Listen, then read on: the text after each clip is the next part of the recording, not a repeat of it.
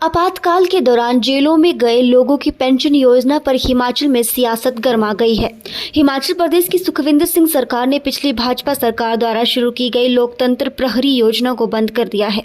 इसका प्रश्न आज विधानसभा में लगा था। पूर्व मुख्यमंत्री एवं विपक्ष के नेता जयराम ठाकुर ने पॉइंट ऑफ ऑर्डर के तहत इस मामले को उठाया और सरकार से पूछा कि लोकतंत्र प्रभारी योजना बंद क्यों की गई। जवाब में मुख्यमंत्री ने कहा कि इसको लेकर सदन में बिल लाया गया है, उस पर चर्चा के दौरान वो जवाब देंगे।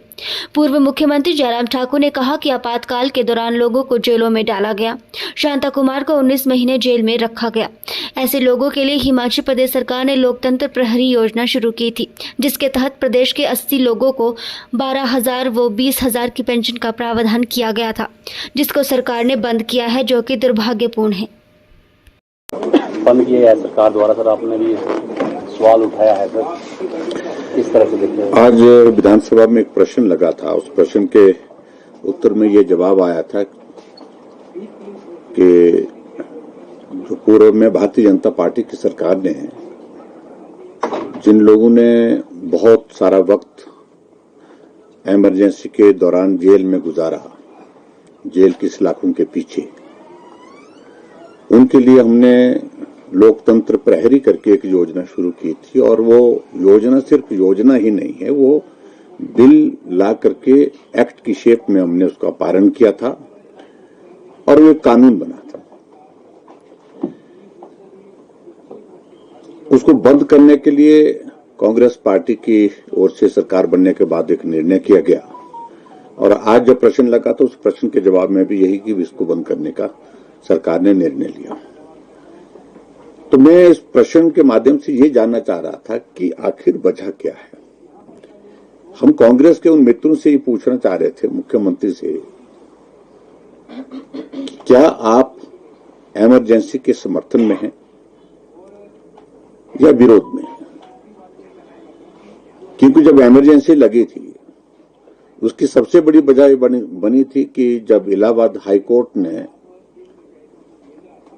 उस वक्त की प्रधानमंत्री इंदिरा गांधी के चुनाव की जो याचिका वो चल रही थी उस पर निर्णय दिया था और उनको उससे उनकी सदस्यता रद्द हो गई थी और रद्द होने के पश्चात फिर वो कुर्सी नहीं छोड़ना चाह रही थी किसी सूरत में।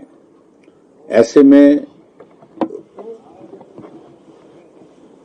25 जून को इमरजेंसी की घोषणा की गई रात के अंधेरे में और हजारों लाखों की संख्या में पूरे देश भर से लोगों को जेल की सलाखों के पीछे डाल दिया गया। आज पर्टिकुलरली जिस प्रकार से वो बात कह रहे थे कि इसमें वो लोग हैं जो आरएसएस के हैं, क्या जॉर्ज फर्नांडिस आरएसएस के थे? क्या उस वक्त के जो उस आंदोलन का नेतृत्व करने वाले जयप्रकाश नारायण जी, क्या वो आरएसएस के थे? और शायद मेरे ख्याल में मायावती भी उसमें रही है अंदर, और बहुत सारे लोग ऐसे एक ने अनेकों लोग जो अलग अलग विचारधारा के थे, लेकिन लोकतंत्र के हनन के खिलाफ, लोकतंत्र को समाप्त करने के लिए जैसे इमरजेंसी लगाई गई उसका विरोध करते हुए जिसने भी आवाज उठाई उनको जेल की सलाखों के पीछे भेज दिया गया। और मीसा डीआईआर के तहत जो है वो उस प्रकार से मामले दर्ज किए गए। हमारे श्री शांता कुमार जी जेल की सलाखों के पीछे रहे, 19 महीने जेल में रहे वो। इसलिए हमने एक निर्णय किया था कि जिनने उस वक्त कठिन दौर में, क्योंकि आजाद भारत के इतिहास में इमरजेंसी सिर्फ एक बार लगी और इंदिरा गांधी ने लगाई थी वो इमरजेंसी, और उस वक्त लोकतंत्र के लिए अपनी आवाज को बुलंद करने के लिए जिन लोगों ने उस वक्त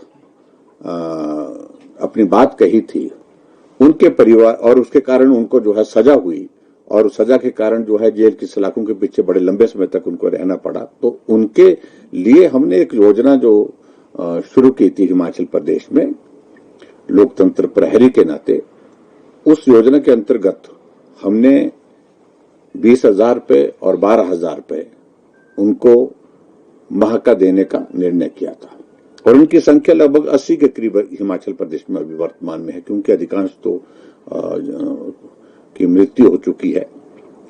और ये योजना राजस्थान में भी, ये योजना मध्य प्रदेश में भी, उत्तर प्रदेश में भी, छत्तीसगढ़ में भी, बहुत सारे राज्यों में है। ये बात ठीक है कि एक शायद मेकल में राजस्थान में कोर्ट में ये मामला गया है। ऐसे में हमने इस बात को लेकर के आज अपनी बात कहने की कोशिश की, लेकिन उसके बावजूद भी मुख्यमंत्री जी को ओर से कोई संतोषजनक जवाब तो उसमें मिला नहीं। लेकिन हमने उनसे कहा है कि आप उस पर पुनः विचार करें, पुनः विचार करने के बाद इस योजना को बहाल करें और सब चीजें बंद करना, क्योंकि वर्तमान सरकार का एक काम करने का तरीका यह है कि सब कुछ बंद करना। और अब तो लोकतंत्र के लिए जिन लोगों ने लड़ाई थी, उनके लिए जो थोड़ा सा मानदेय हम देते थे, उस मानदेय को भी बंद कर दिए। ये सचमुच में बहुत दुर्भाग्यपूर्ण है और इसलिए हमने हाउस के अंदर इस मामले को आज उठाया था।